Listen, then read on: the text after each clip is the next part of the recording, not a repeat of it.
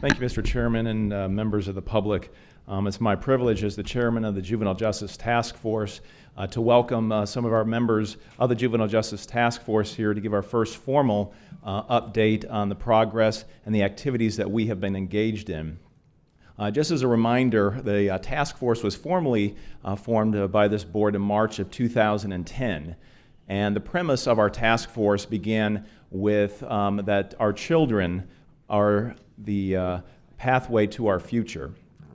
Yet we always know that not all children have the opportunity, the equal opportunity for success on their lives in the future, whether that may be through their personal circumstances, through their home situation, or other opportunities or issues that may be of no fault of their own.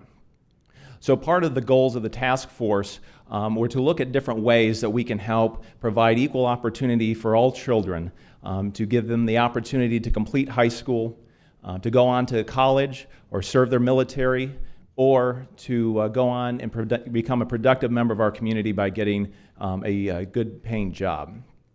And so today, we're going to present one of the tools that was developed through stakeholders and through this work group over a period of time. And it's actually, it's part of a countywide rollout that began in June of 2011.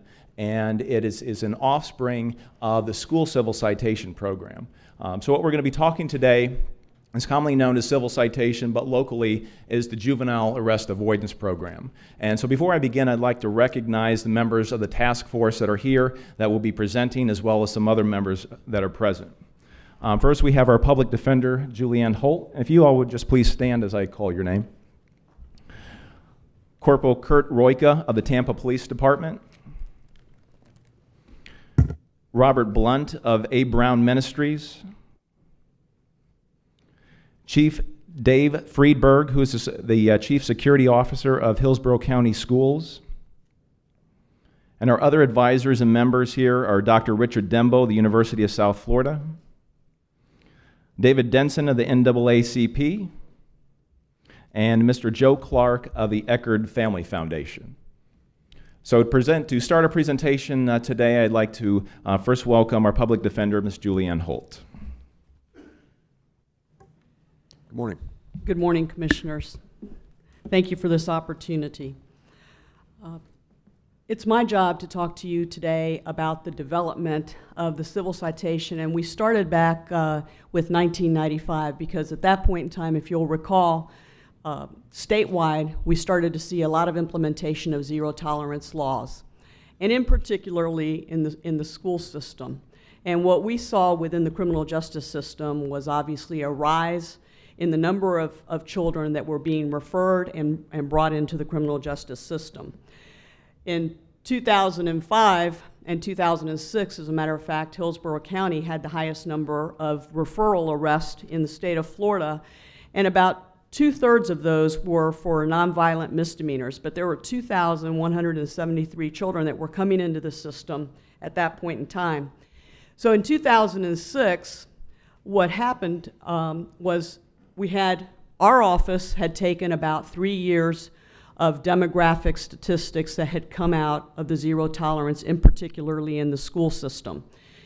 As a result of that study, we went and met with the Hillsborough County school system, and in turn, that resulted in the first working group that started looking at the actual numbers of referrals, the impact that the zero tolerance law had had on the Hillsborough County school system, and on the criminal justice system as a whole.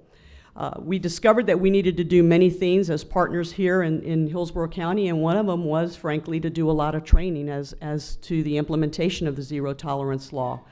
And there was training for the assistant principals who were responsible for this program, and there was training that was put in place by all of our law enforcement agencies in an effort to just really try and identify whether or not we were really perhaps overreaching as it related to the referrals, especially in the area of zero tolerance. We then decided that we would start a pilot program with 26 schools. We then expanded that county-wide, and the civil citation program began at that time only affecting the referrals that came out of the school system. Commissioner Beckner, as he indicated to you, however, then asked the board to address this by creating a task force. We were looking in particularly at first to see whether or not there was a disproportionate minority contact and to see whether or not we could expand the program. And in August of 2010, we decided that instead of referring to this as the Civil Citation Program, that what we really wanted to do was have a Juvenile Arrest Avoidance Program in place. And what we wanted to do was try and develop something that was well thought out. And what we did decide to do was address a very serious series of cases that were in the criminal justice system, and that was the petty theft area. There was a tremendous number of cases in our criminal justice system involving that particular charge. So if you were a first-time juvenile offender for a potential arrest of petty theft, instead you were taken to the Juvenile Assessment Center and you were allowed to have a civil citation instead of the formal arrest. In November of 2010, there's an expansion to all 4 of the Hillsborough County district offices, and ultimately, obviously, we realized that we also needed to bring in the Tampa Police Department, who is also, as you know, a major law enforcement agency. In March of 2011, we created a memorandum of understanding for the program that would be countywide. It was a way to bring together all of the heads of all the agencies, not only for law enforcement purposes, but also for the criminal justice partners, and try to develop something that we thought that if given a fair opportunity, we could give children an opportunity to avoid the criminal justice system. And as many of you know, what we were trying to do was not only avoid the arrest, but obviously the long-term ramifications and implications of being in the criminal justice system for the children. Obviously being conscious of public safety throughout the entire time. We did not choose all misdemeanor offenses. We chose a limited 8 offenses and all county and city ordinances, and we did that intentionally because we wanted to have a good track record before we started looking at all misdemeanor offenses. The school-based civil citation program and the avoidance program evolved into one service model that exists. We are now managed in that model by the Administrative Office of the Courts and by the Juvenile Diversion Program. In order to try and make the best use of this program and to also assure the community and assure the parents of children and the guardians of children and the caregivers for children that this in fact was a good program and it was a tremendous alternative to being placed in the criminal justice system, we had scheduled 6 community awareness sessions, but we only were able to hold 5 because of some inclement weather on one of the particular days. And we chose the locations that you have before you, the University Area Community Center, Jefferson High School, the Hillsborough County School District Instructional Services, Leonard High School, and the Neighborhood Conference, because we wanted, number one, an expansive opportunity for the community, but we also were actually targeting areas where perhaps children were being arrested at a higher level. And in doing that, we were able to, we think, gather information from the community about their concerns. We were able to address the concerns that they had, and we were able to enlighten them on the benefits of this program on a long-term basis. And that concludes my presentation at this point. Thank you.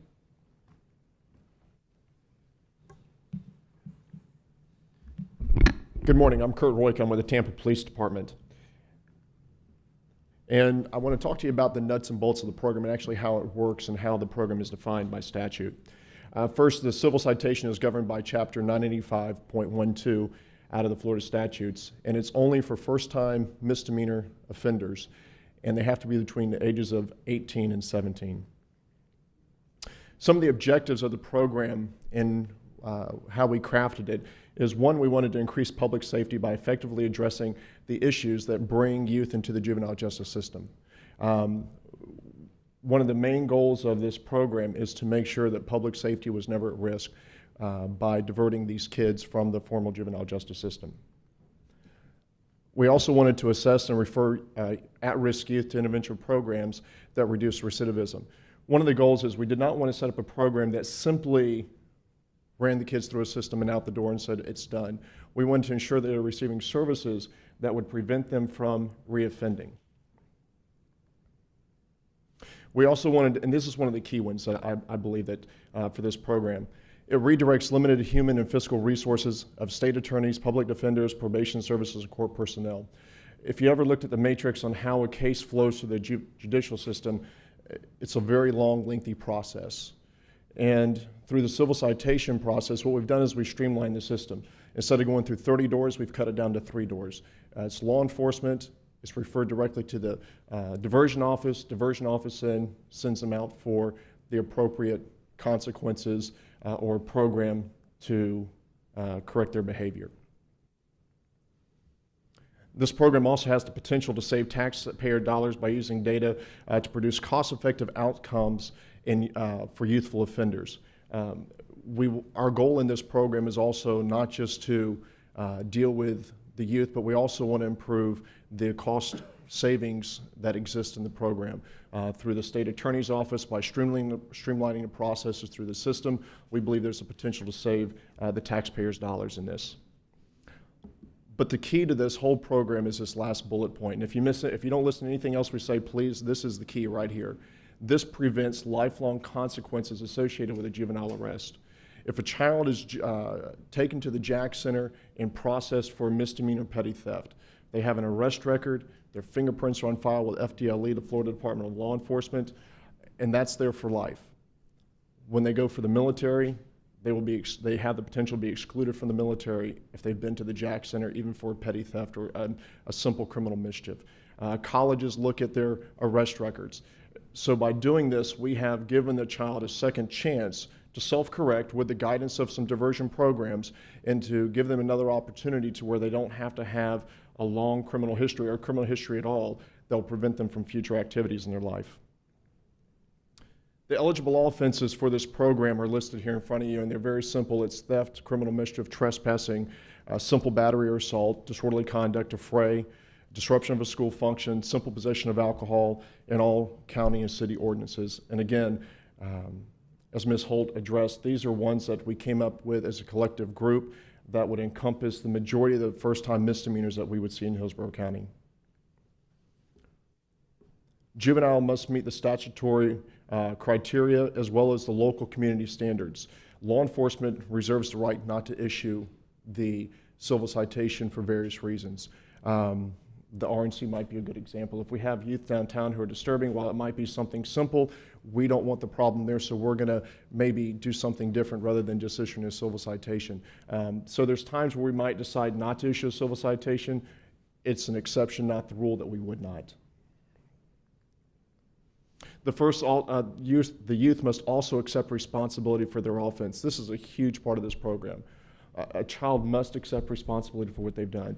We know if they have a willingness spirit to accept responsibility, then they're conducive to any type of correction that we might, or the diversion office would give them. This is not a guilty plea, though. This does not go to the court and they say they admitted their guilt. This is just them simply accepting responsibility for what they've done. Both the youth and the parents or legal guardian must agree to participate in the program. Another key component. If we don't have the parental support that the parent's going to support this decision, then there's a potential that the child will not be successful. So the parent must also agree to this program as well. Here's the process. It's real simple. Law enforcement, we come in contact. We do our job the way we normally would. Instead of those sending them off to the Jack Center, we issue a civil citation. Both the youth and the legal guardian of the parent agree to participate in the program. Then the court counselor assesses risk factors and identifies appropriate services needed. And there's a whole risk assessment tool that they use at the diversion office to help identify what's best for the child. The youth is required to complete sanctions. And as listed here, sometimes it's a lot of apology to victims, community service hours, educational classes, counseling. The key to this, though, is we want to give them the consequences that are appropriate, number one, for their actions, number two, what's best for the child to help correct them in a meaningful way. After that, the file is closed upon successful completion of the program. It is not sent to the clerk's office. It is not sent to the Florida Department of Law Enforcement. It stays at the diversion office, and the case is closed. It's never to be brought up again, and for criminal proceedings, it's over with, and then the child can go on with their life without having to worry about an arrest record or any other negative consequence as a result of it.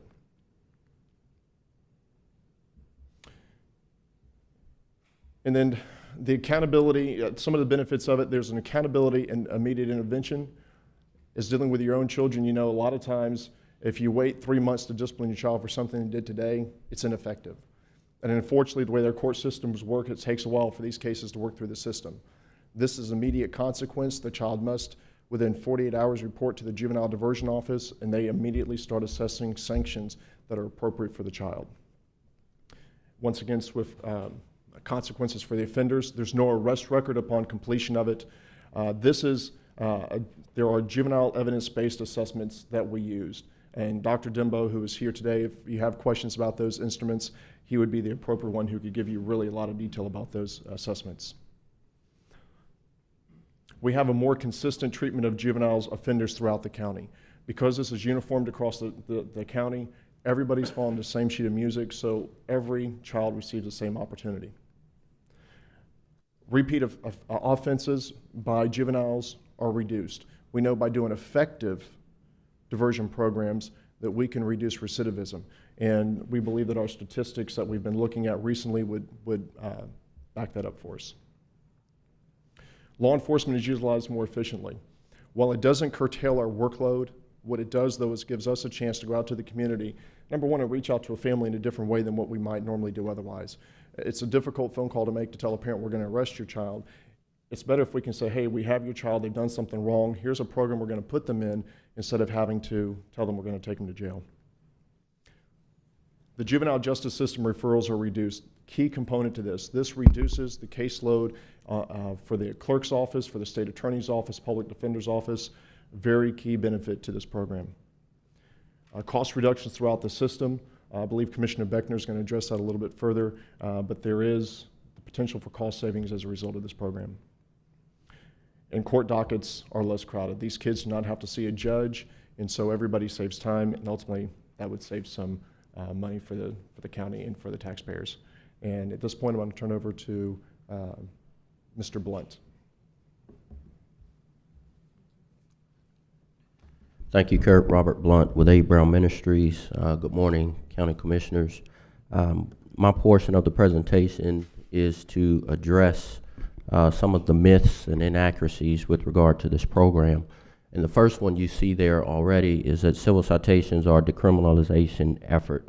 And that particular myth is false. As you heard Kurt mention, the whole goal here is not only to be punitive, but also balance that with redirecting behavior based on the incident that has occurred. And so even though there are a different set of consequences, these consequences are more appropriate for the offense versus an arrest. And we know that with that arrest would come some residual hindrances to education, higher education, employment, etc. So it's not an effort to decriminalize the behavior, but more so an effort to prevent those residual hindrances and also to redirect that behavior appropriately. The second myth I'd like to address is that civil citations don't provide consequences to youth who break the law. Just to tell you a quick story, I turned 40 last weekend, and when I was 15 years old, I convinced a guy in high school to let me drive his car. And within 5 minutes, I had wrapped that car around a tree and had about 8 different citations by the law. And I actually went before a judge at the age of 15, scared to death. But that judge did me a favor. That day, the judge had me to write a 2,000-word essay on what it means and how to make good decisions. And that really changed my life. If you would talk to my wife, she would tell you it made me anal retentive. But that's not all bad either. But my point in sharing that story is that there was an opportunity to, enter the system, if you will, versus to redirect and cause a youth to rethink their decision making. And it really benefited me throughout my life. So there's a different set of consequences here, and the intent is not to discipline a child for their actions, but again, these consequences are swift. The youth have to report fairly quickly. They have deadlines to report and deadlines to complete. Kurt also referenced how lengthy the court process can be sometimes, So this actually speeds up that whole process and also includes things like community service, letters of apology, counseling, whether that's anger management or substance abuse, but things that are specific based on the assessment of that youth that will help redirect the behavior of that youth. The next myth is that youth issued a civil citation still have an arrest record. And I know that this has been a point of contingency, so I want to spend a little time here to help us understand this. Civil citation is not an arrest. In fact, it doesn't need to be disclosed as such, and fingerprints are never transmitted to the FDLE. If you've ever received a traffic citation, and you don't have to raise your hand, but if you've ever received a traffic citation and someone were to ask you, have you ever had an encounter with the law? The honest answer to that question would be what? Yes. But if I ask the question, have you ever been arrested? Your honest answer would be what? No. And so the reality is that employers, the military, et cetera, are becoming much more savvy in how they ask questions. And so if asked, have you ever had contact with the law? The honest answer will be yes if you've received a civil citation. But if asked, have you ever been arrested?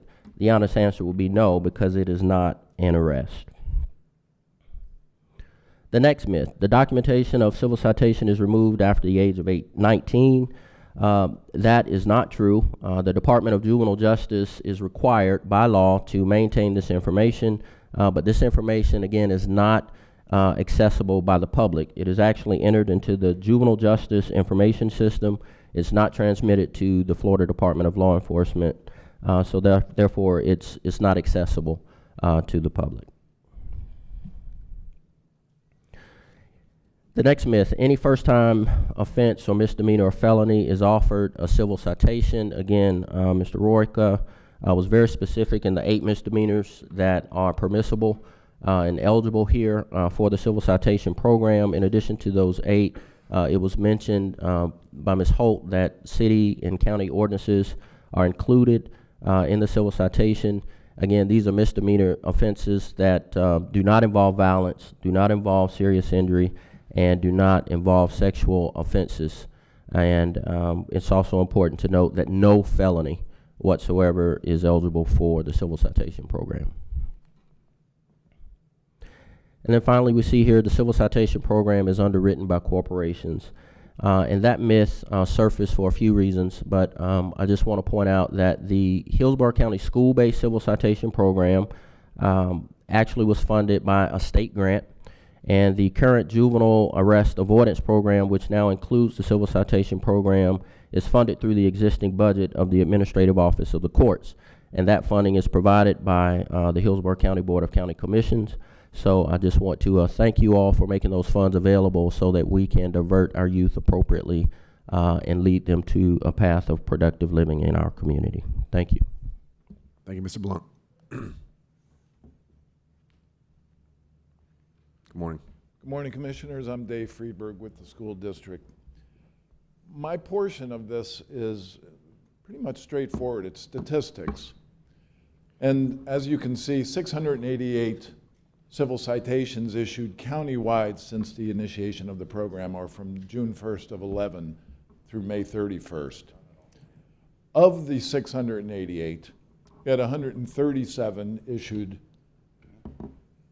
or in the school district itself. The slide shows it's down 29% from the previous school year. I think it's important to note from the start of the program back in the 2006-07 school year, where it was countywide within schools, we had over 500 civil citations, and we've seen a significant decrease each year since. Civil citation having a major bearing on this, as well as the change in zero tolerance. When a child is issued a civil citation within a school, not only is it a first-time misdemeanor, chances are great it's not the first time the offense has taken place. We look at petty acts of misconduct.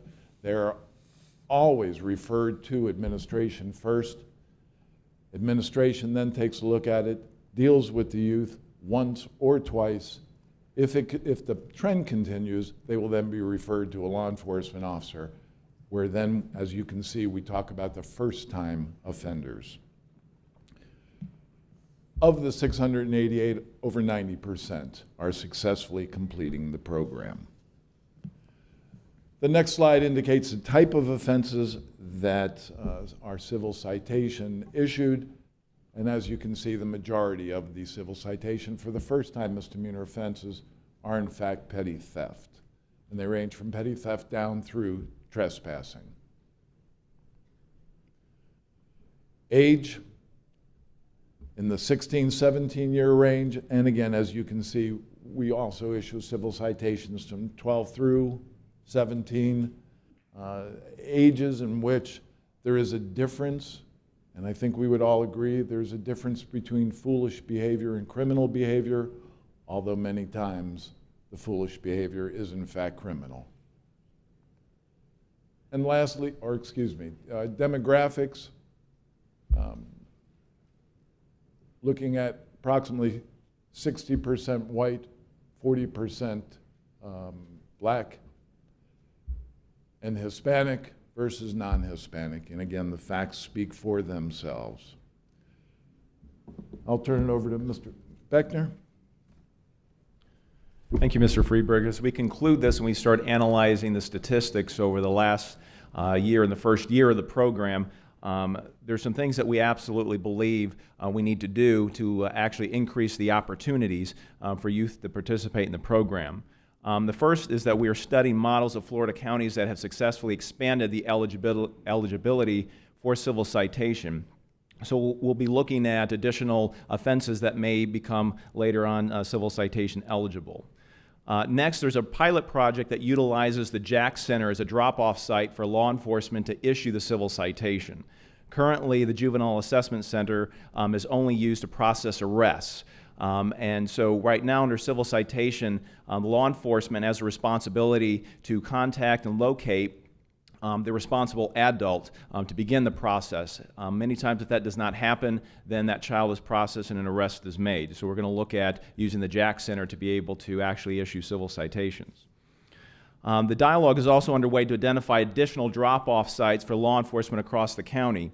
1,150 square miles is a big county, and many times to make that trip for law enforcement in the different municipalities and areas takes an extraordinary amount of time. So we're looking at different sites that we may be able to use to also issue civil citations. And finally, at the direction of the State Attorney's Office, the Clerk of the Court has agreed to screen charging documents on youth who may be eligible for civil citation.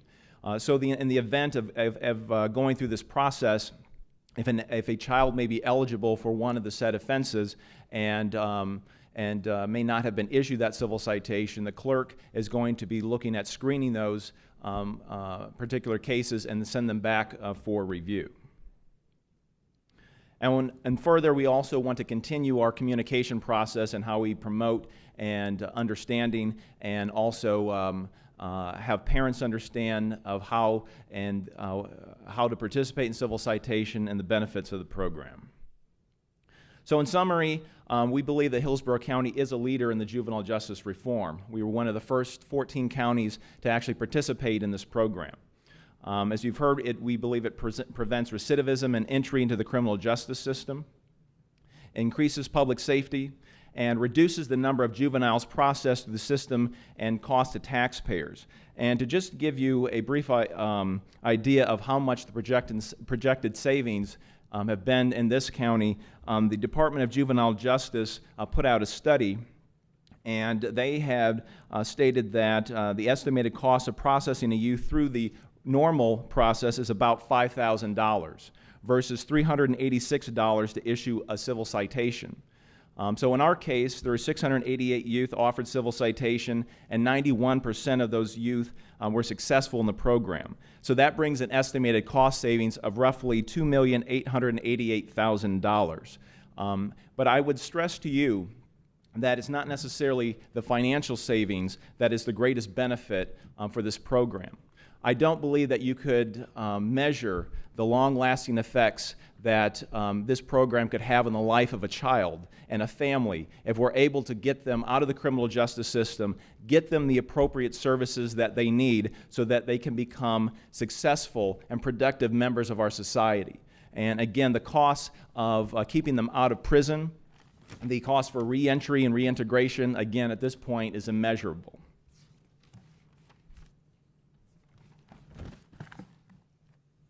So going forward, what we're going to be focused on is, number one, is the social skills and employment programs. As we mentioned before, it's important to get a child productive in our community. We also realize that not every child's going to college, not every child's going to be going to the military. So we're going to focus on working on providing technical training and assistance programs to get those children gainfully employed. We're also going to be evaluate service providers.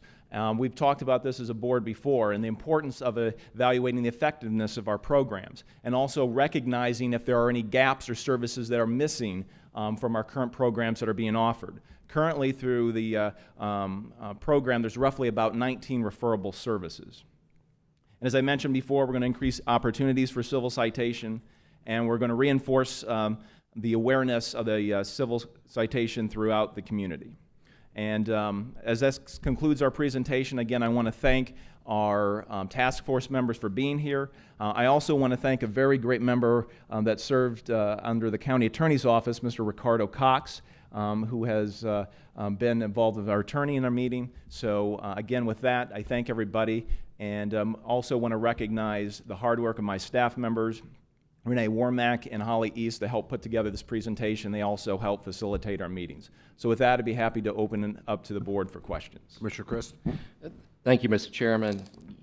You know, one thing I learned a long time ago is for every child you're able to divert from the justice system and from a life of crime saves the taxpayers millions of dollars. And Commissioner Beckner, I'd like to thank you for your fiscally conservative leadership in cultivating successful common sense cost-cutting reforms to ensure greater public safety. Your fiscal conservative practical solutions are to be commended. Commissioner Merman? Thank you, Mr. Chair, and I'll echo those same words. I do want to just ask one question. Is bullying, you know, we've had a lot, they have a lot of new state laws coming out on bullying. And that's a huge problem in the schools. Where does that fall in the list of nonviolent offenses? Commissioner, there is no criminal law right now that addresses bullying, so there is not a violation of the law. Okay. Where we fall in, of course, is usually you pick that up through the fighting aspect of it, which frankly, the majority of my caseload that's in the system involves battery charges. So it appears that law enforcement is doing a good job of isolating where civil citations are appropriate and where they might not be. I hope that we'll zero in on that and watch it carefully, because it is borderline. You know what some of these outcomes, terrible outcomes that are happening, teen suicide, terrible outcomes that are happening as a result. I don't know what we have to do to isolate these cases or identify them early, but whatever we can do. I know we have these anti-bullying groups now forming in the middle schools, and maybe we can get some message out through there, but I hope that we can use this program also to help kind of, you know, twist the cord a little to try and get these kids to realize how serious we are about being anti-bullying. Ma'am, the school system and the legislature have changed. There are Right. numerous statutes now that have changed. We have written new policies within the school district. There are major programs. There's a major awareness campaign. There is a process and protocol by which the school district follows as well. Right. We have anonymous line complaints. We have reporting procedures. There's a lot going on to deal directly with this particular issue, and those bullying incidents that rise to the level of law enforcement, we will make those referrals as well. Thank you very much. Thank you, Commissioner Beckner. Really done a good job, and I think we're doing good diversion work on this level, but also on the adult level too. Thank you. Commissioner Sharp. I just wanted to quickly thank all the individuals who participated in this activity, and as well commend Commissioner Beckner for your hard work. You know, you're nothing if you're not dogged. I mean, you really do put in an awful lot of effort, and you're incredibly thorough. And on this issue and so many of the other issues you've dealt with, you really do your homework, and your staff is to be commended as well. And I guess just a couple points. I'm glad to see that we're doing this because the existing system doesn't work. And to all those who are involved in this current and the system structure we have now, it's not that you're not trying hard. It's just that we just keep doing the same thing over and over, and we see more and more kids going into the juvenile justice system, and that's what we want to avoid. So, gosh, this is fantastic. I want to thank Pastor Blount and the others who have been involved in this process, both in this program, but also in the sheriff is working with Mr. Dungy and others on programs to help those who are currently in the system stay out of the system, and to work on reentry programs. You have one of your last bullet points, this issue of job and job training. Is there going to be a significant effort made to getting our young people, who many of them are just bored, directed so that whether they want to go to college or not go to college, that they have an opportunity to find something that interests them so that they can focus on, finding a job when they graduate from high school? And thank you for that great question, Commissioner Sharp. And that's going to be one of our focuses. There's different areas of job training that we're going to be looking at. And again, every child's a little bit different as far as what their skills and their interests are. So right now I'm sitting down and working with different job training agencies, but also industries. For instance, the Tampa Bay Business Association offers a internship type of a program and a mentoring program that they also make available to at-risk youth. And so we're going to be looking at a variety of different programs. Mr. Gonsmart also offered his help to help kids that might be interested in culinary arts. So the whole idea is to peek and explore what their interests are and then get them technically trained in those specific areas. No, that's just fantastic. And again, thank you for all that you've done for your constituents. Thank you, Commissioner Sharp. Okay. Any other questions? Thank you, Mr. comments? Chairman and board members. All right.